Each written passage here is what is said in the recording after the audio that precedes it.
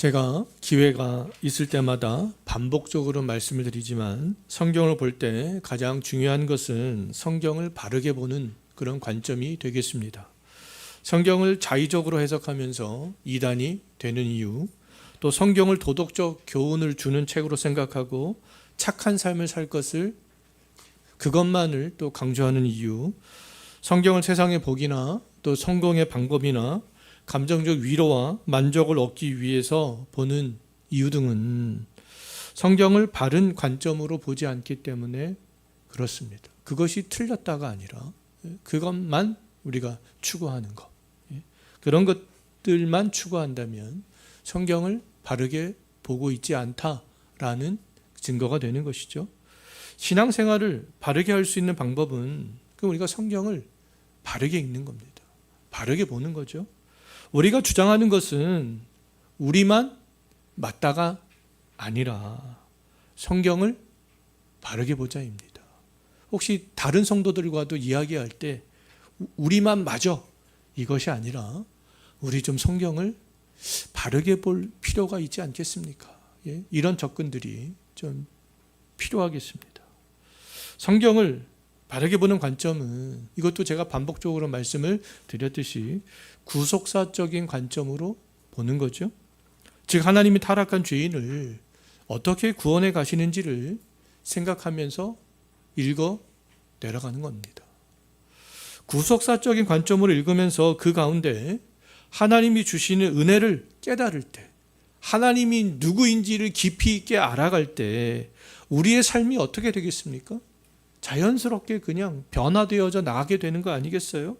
하나님의 백성으로 선한 삶을 살려고 노력하게 되고 세상과 구별된 거룩한 삶을 살게 되는 거 아니겠습니까?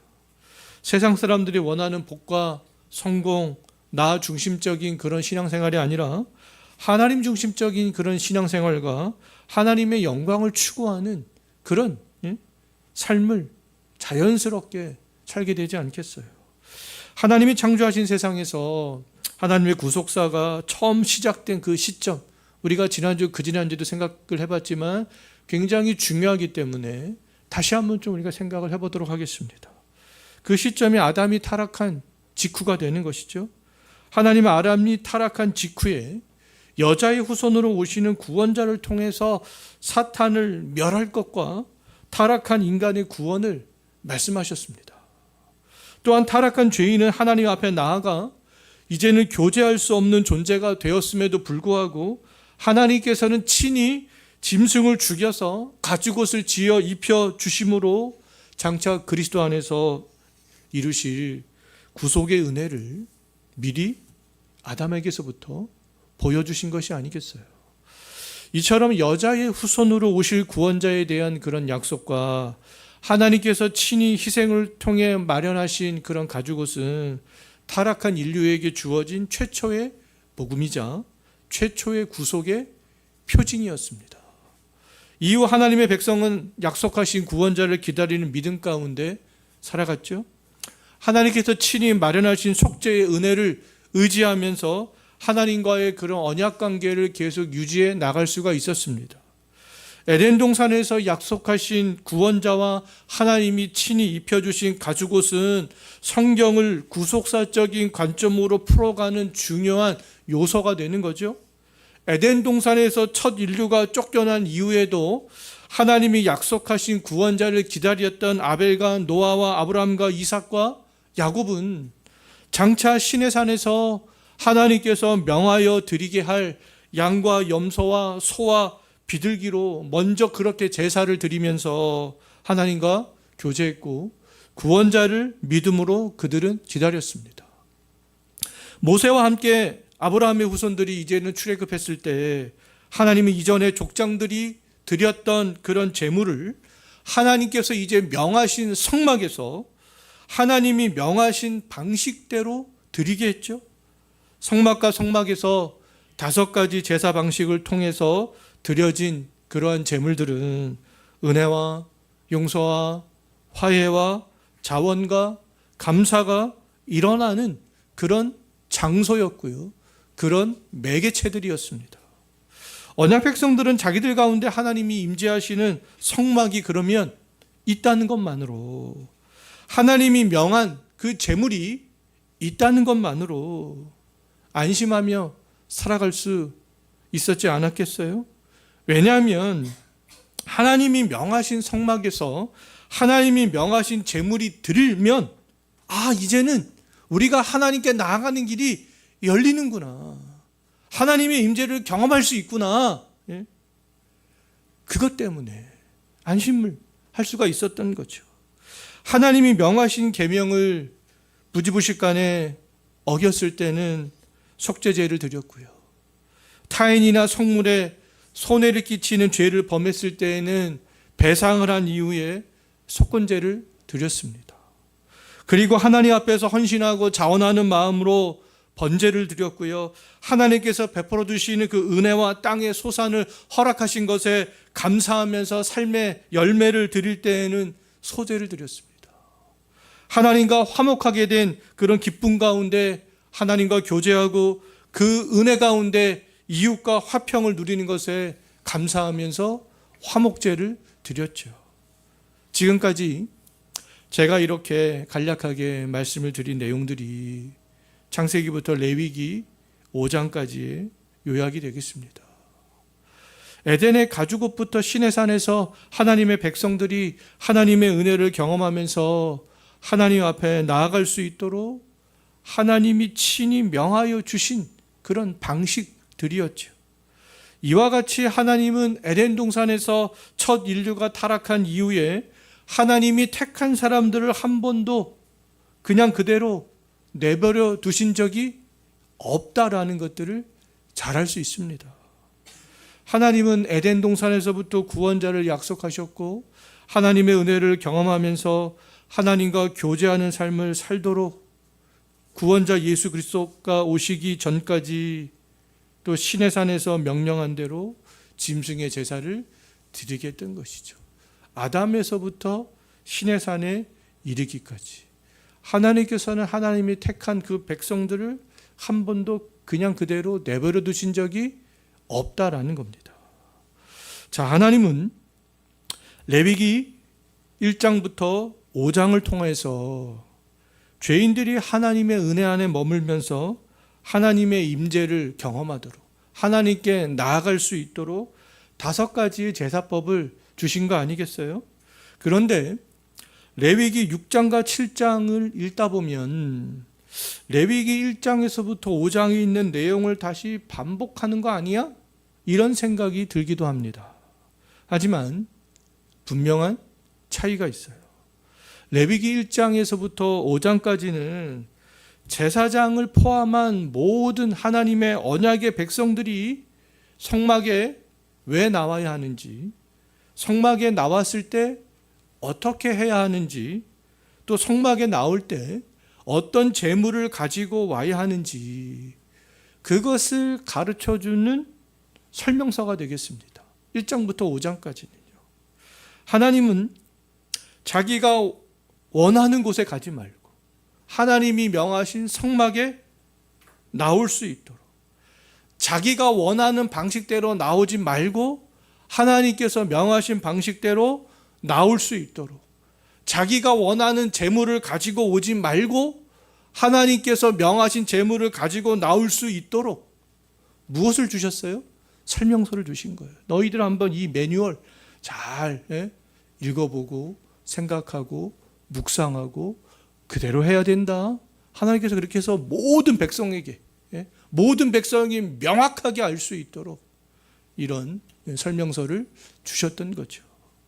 자, 레위기 이제 정확하게 6장 8절부터 7장 마지막 절까지를 보면 이것도 설명서이긴 하지만 특별히 제사장들을 위한 설명서구나라는 것을 알 수 있습니다. 말하자면 제사장의 직무의 지침서와도 같아요. 너희들이 성막에서 백성들이 그런 제물을 가지고 올 때 그 제물의 처리를 이렇게 해야 된다. 그 제사장들의 직무 지침서를 하나님께서는 따로 주셨다라는 겁니다. 제사장들이 하나님이 명하신 대로 그렇게 해 나갈 때에 성막과 성막의 제물들이 이제 질서 있게 그 가운데 유지가 될 수 있었고요. 또 처리가 될 수가 있었습니다. 만약에 제사장들에게 이 제사장의 직무 지침서를 주지 않으셨다면 제사장들이 어떻게 우왕좌왕 갈팡질팡 자기 마음대로 그렇게 제물도 처리하고 그렇게 하지 않았겠어요? 근데 하나님께서는 그거를 딱 방지시켰어요. 제사장들에게 설명서를 주시면서 너희들은 이대로 해야 된다. 하나님께서 이것도 명확하게 말씀을 해 주셨던 거죠. 하나님은 아론과 그의 아들들에게 각 제사가 시행이 될 때 어떻게 해야 되는지를 말씀해 주셨어요. 6장 9절 한번 보십시오. 제사장들에게 번제의 규례는 이러하니라. 그래서 번제물의 제사는 이렇게 해라. 또 14절도 보십시오. 소제의 규례는 이러하니라. 소제 제사를 드릴 때 너희가 이렇게 해라. 25절도 보십시오. 속죄제의 규례는 이렇다 말씀하고 있죠. 7장 1절도 보세요. 속건제의 규례는 이렇다. 또 7장 11절도 한번 보십시오. 화목제의 규례는 이렇게 해야 돼. 이렇게 시작을 하면서 각 제사법에 따라서 하나님께서 제사장들에게 이렇게 지침서를 주셨다라는 겁니다. 제사장인 아론과 이제 아론의 아들들이 그럼 성막에서 직무를 행할 때 그럼 가장 중요한 것은 무엇이겠습니까? 바로 하나님께서 명하신 규정대로 하는 것이죠. 그들에게 이것이 가장 중요한 것이다 라는 겁니다. 제가 주보에 보면 제사장들이 규정대로 해야 될 그런 내용들을 5가지로 그렇게 정리를 해놨습니다. 이거는 집에 가서 주보와 성경을 대조하면서 한번 읽어 보셨으면 좋겠습니다. 그래서 이 5가지 내용은 건너뛰도록 그렇게 하도록 하겠습니다. 자, 제사장으로서 아론과 아론의 아들들은 하나님이 명하신 대로 그렇게 행함으로 성막도 제사장 자신도 백성들이 가지고 왔던 제물도 모두가 다 하나님께서 받으시는 것으로 그렇게 구별될 수가 있었던 것이죠. 그 매뉴얼대로 쭉 해 나갈 때요. 거룩함으로 구별된 제사장의 그런 사역을 통하여서 성막은 이제 거룩한 곳으로 구별될 수 있었습니다. 하나님이 임재하시는 거룩한 성막에서 제물을 드린 백성들은 하나님의 임재와 속죄와 화목의 은혜를 경험할 수 있었던 것이죠. 뿐만 아니라 장차 가나안 땅을 분배받지 못한 제사장들은 성막의 일에만 집중하면서도 생계를 보장받을 수 있는 길들이 제도적으로 그렇게 열리게 되는 것들을 볼 수가 있습니다. 자, 레위기 1장에서부터 5장의 핵심은 하나님이 명한 5가지 제사법에 따른 제물의 자격과 규례가 되는 거 아니겠어요? 6장부터 7장은 하나님이 명하신 방법대로 각 제사를 집례하는 제사장의 직무와 행동, 지침이 되는 것이죠. 다시 말씀드리면 모든 백성들은 하나님이 받으실 만한 제물을 성막에 가지고 와서 하나님께서 명하신 방법대로 예배를 드리고 성막에서 제사장은 하나님이 명하신 그 방식대로 그 예배, 그 제사를 집례하는 것이다 라는 겁니다. 시내산에서 하나님이 주신 이 5가지 제사 방식과 제사장의 직무는 구원자 예수 그리스도께서 오시기 전까지 지켜져야 했던 그런 방식이었던 거죠. 반드시 하나님이 명하신 방식대로 행해져야 될 그 방식이었습니다. 왜냐하면 레위기 1장부터 5장까지의 5가지의 그런 제사 방식은 장차 십자가에서 흠없는 제물 대신 예수 그리스도를 예표하기 때문에 그렇습니다.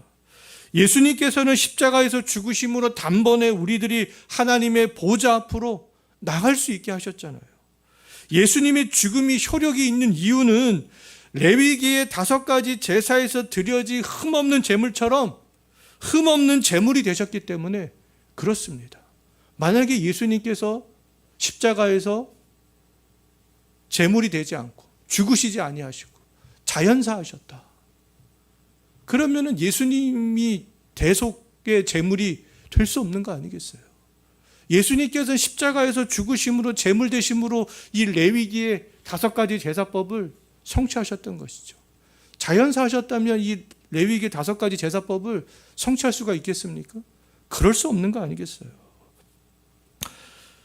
레위기 6장과 7장에서 말씀한 제사장의 직무는 장차 죽기까지 하나님의 명령에 순종하시는 대제사장 예수 그리스도가 하실 또 직무를 예표하기 때문에 반드시 제사장은 하나님이 명한 그대로 직무를 수행해야만 했던 겁니다.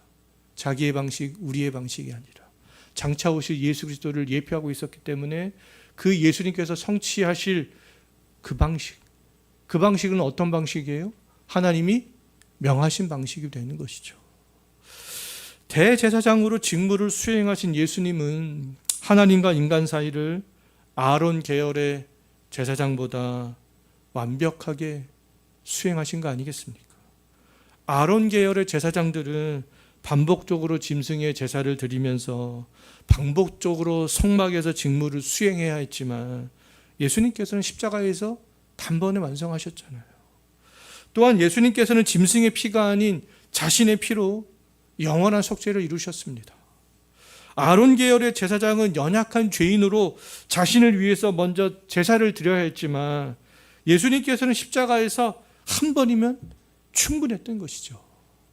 결론적으로 레위기 1장부터 7장은 하나님이 받으시는 예배는 하나님이 명하신 합당한 제물과 그 제물이 뭐였어요? 1장부터 5장까지 말씀하고 있죠.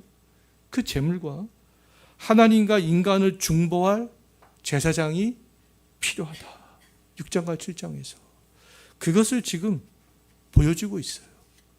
하나님께 나아가기 위해 하나님의 임재를 경험하기 위해 첫 번째로 무엇이 필요해요?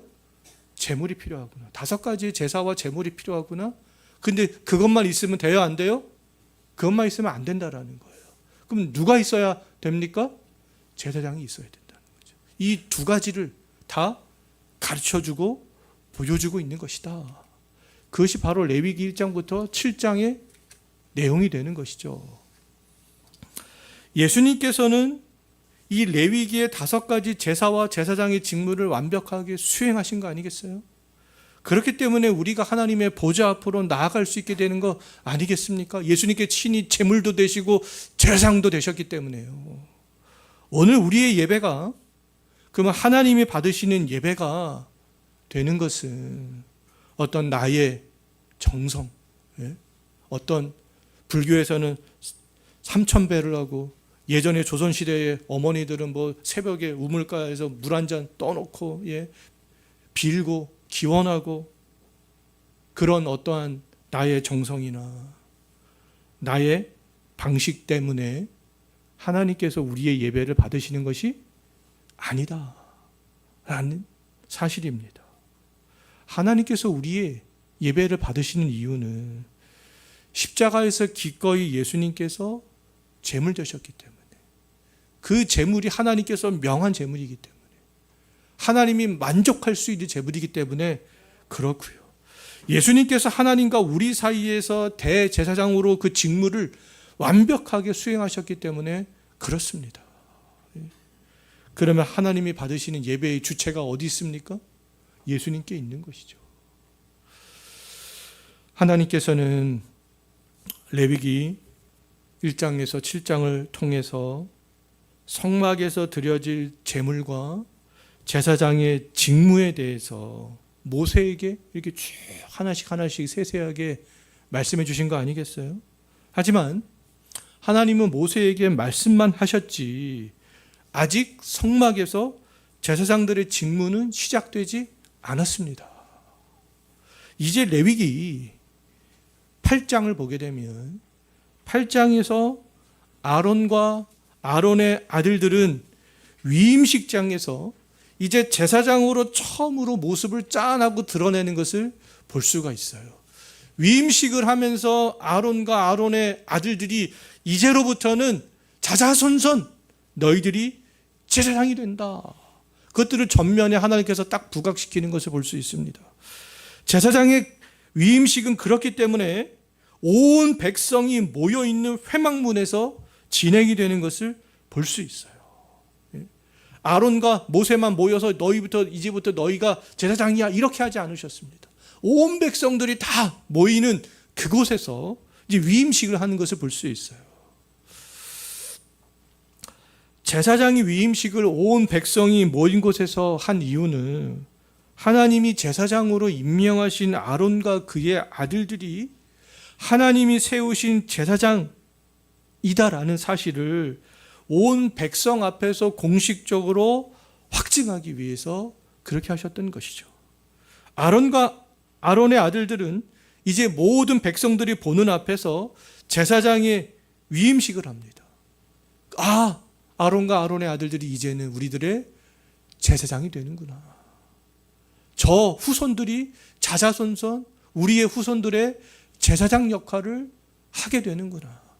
그것들이 이제 공식적으로 선포가 되어지는 첫 자리가 바로 레위기 8장이 되는 것이죠.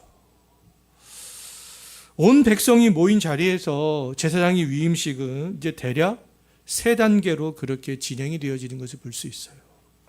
모두 여호와께서 명령하신 대로 이것도 그대로 다 그렇게 진행이 되어지는 것을 볼 수 있습니다.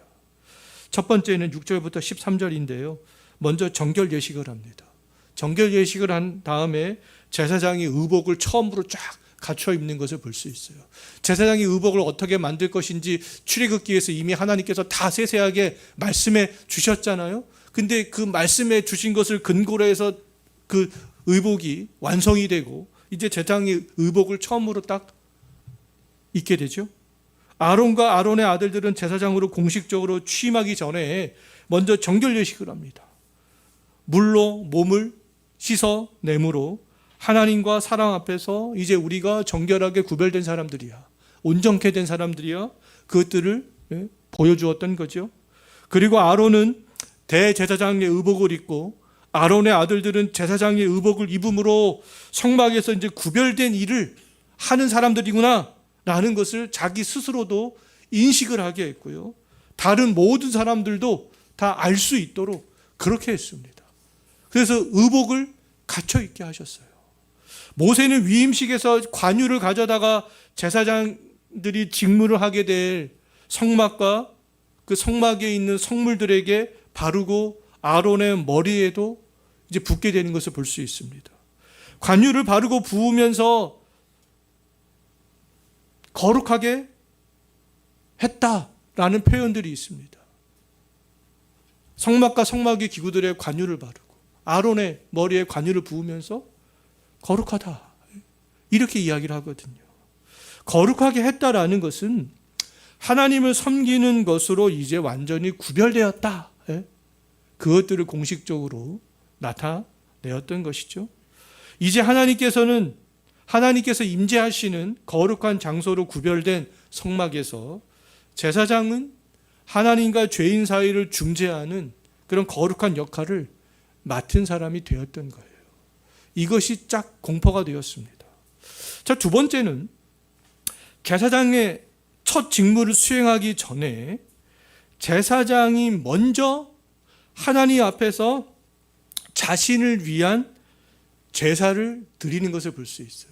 백성을 위한 제사를 먼저 집례하는 것이 아니라 자신들을 위한 제사. 그것을 먼저 집례하고 제사장의 직무를 이제 9장부터 시행하는 것들을 볼 수가 있는데요. 제사장은 먼저 자신의 죄를 속죄하기 위해서 속죄제로 수송아지를 드리고요. 그 다음으로 하나님께 자원하고 헌신하는 마음으로 수량의 번제를 그 다음으로 드리는 것을 볼 수 있습니다. 그리고 수량의 한 마리를 더 드리는 제사를 드렸는데 이것은 전적으로 위임식을 위한 제사라는 것을 알 수 있어요. 위임식의 수양을 드릴 때 특이한 것은 수량의 피를 아론과 아론의 아들들의 오른쪽 여기 귓부리에 오른쪽 손가락에 오른쪽 엄지 발가락에 바르는 것을 볼 수 있습니다. 이것은 왜냐하면 자신의 몸 전체가 하나님이 맡겨주신 그런 사역을 하도록 구분이 되었다. 내가 듣는 것, 내가 행하는 모든 것, 하나님 것으로 나는 구별된 사람입니다. 그런 의식들을 행하게 했던 것이죠. 자, 세 번째는 제사장의 위임식을 7일 동안 하는 것을 볼 수 있어요. 아론과 아론의 아들들은 위임식이 진행이 되어지는 7일 동안 성막에 있으면서 성막 밖으로 나가지 못했습니다. 성막에 있으면서 이제는 내가 평생을 제사장으로 살아가게 될 텐데 그것을 하나님 앞에서 철저하게 준비하는 시간을 가졌겠죠.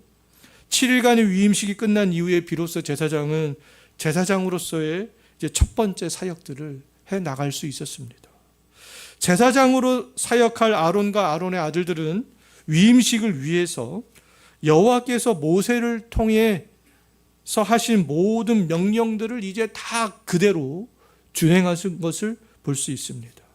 제사장의 위임식도 그대로 다 준행을 했던 것은 장차 대제사장 되시는 예수 그리스도를 이것도 예표하는 것이기 때문에 그렇습니다. 예수님께서는 아론과 아론의 아들들처럼 온 백성들 앞에서 동일한 방식으로 위임식은 하지 않으셨습니다. 그럼에도 예수님께서는 첫 번째 사역을 시작하기 전에, 흔히 말하는 우리가 공생의 사역을 시작하기 전에 요단강에서 세례 요한에게 세례를 받았을 때의 그 장면들을 한번 생각을 해봤으면 좋겠습니다. 그때의 요단강 강가에는 많은 사람들이 구름대처럼 몰려와 있었잖아요. 예수님께서 세례를 받으시고 물에서 올라오실 때 하늘이 열리고 하나님의 성령이 비둘기같이 내리면서 하나님께서 내 사랑하는 아들이요 내 기뻐하는 자다 그렇게 선포하셨죠. 이로써 예수님의 대제사장으로서의 공적 사역이 시작이 되는 것을 알 수가 있겠습니다. 제사장은 머리에 관유를 부었지만 예수님께서는 하나님께서 주시는 성령과 능력이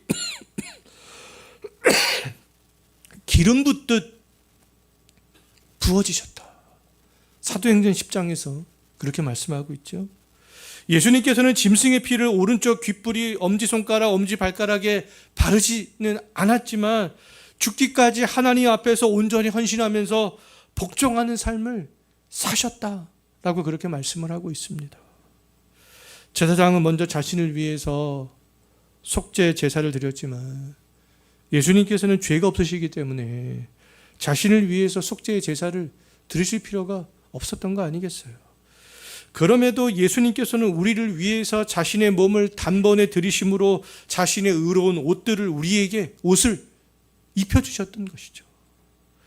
에덴 동산에서 아담의 타락 이후에 하나님이 가죽옷을 친히 지어 입혀 주심으로 하나님과 교제할 수 있게 주신 그 길이 아벨과 노아와 족장들의 제사를 거쳐서 이제는 레위기의 제사법으로 더욱 분명하게 드러나게 되었습니다. 그 어느 시대보다 레위기의 제사법은 완벽했습니다. 누구나 언약 백성이면 다 알 수 있도록 하나님께서 매뉴얼을 딱 주셨기 때문에 완벽했지만 근데 완전한 법은 아니었죠. 왜냐하면 성막에서 백성들은 흠이 없는 짐승의 제물을 드렸지만 완전한 제물은 아니었기 때문에 그렇습니다.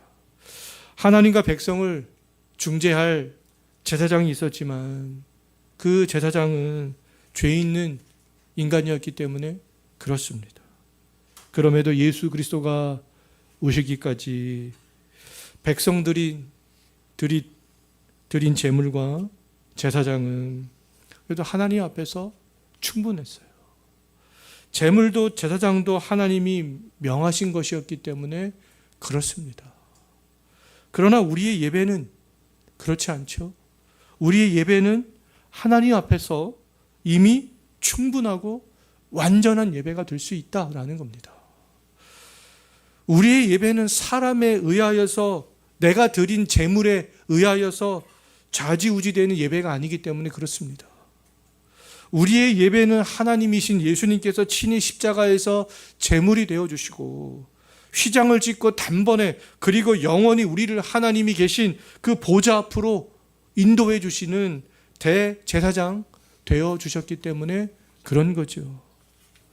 예수 그리스도만을 의지할 때 그럼 우리의 예배는 은혜가 있고 용서가 있고 회복이 있고 하나님과 다른 성도와 화목하게 되는 거 아니겠습니까? 우리의 지침서는 레위기를 완성하신 누구요? 예수 그리스도가 되는 것이죠. 우리가 의지해야 될 것은 마지막으로 다시 한번 말씀을 드리는데요. 나의 경험도 어떠한 나의 만족도 나의 감정도 아니면 음악이나 음향이나 어떤 교회의 외적인 것 그런 것이 아니다라는 겁니다. 하나님은 전적으로 하나님을 만족시킨 예수 그리스도가 되는 것이죠. 예배의 자리로 나올 때 있는 그대로의 모습으로 나와도 상관이 없다라는 겁니다. 우리에게는 하나님 앞에서 완전한 제물 되시고 완벽한 제사장 되시는 예수 그리스도가 있기 때문에 그렇습니다. 그것이 교회의 본질이 되는 것이죠. 우리의 모든 예배가 정말 예수 그리스도만을 의지하는 그런 예배가 되었으면 좋겠습니다. 토요일에서부터 교회로 오실 때에도 이곳에서 예배를 드릴 때에도 예수 그리스도는 완전하고 완벽하구나. 우리가 그분을 바라보며 예배할 때 하나님이 주시는 은혜를 더욱더 풍성하게 경험하게 될 줄로 믿습니다. 기도하겠습니다.